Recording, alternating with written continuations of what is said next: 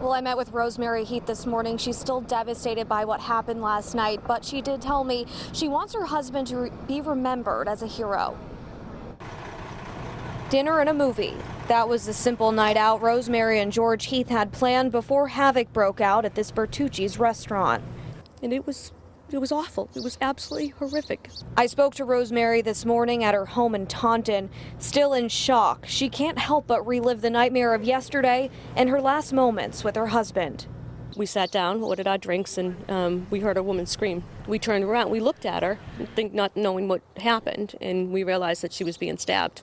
After failed attempts by Rosemary to save the woman from the attacker, her husband George came to the rescue. My husband jumps up and starts to struggle with him to get the knife away from him, and I think he tried to go around the middle of his body to get him so he couldn't lift up his arm. And the man pulled his arm out of my husband's grip and stabbed him in the head. Helplessly watching her husband being attacked, Rosemary feared she would be next.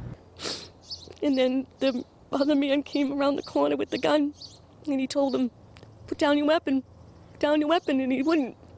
And he saved me because I was the only other person there to be hurt. And he shot him.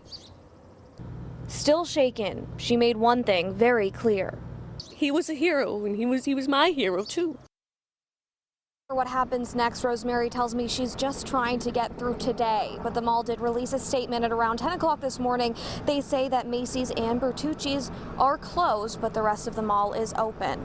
Live with the mobile newsroom, Rosie Woods, Eyewitness News.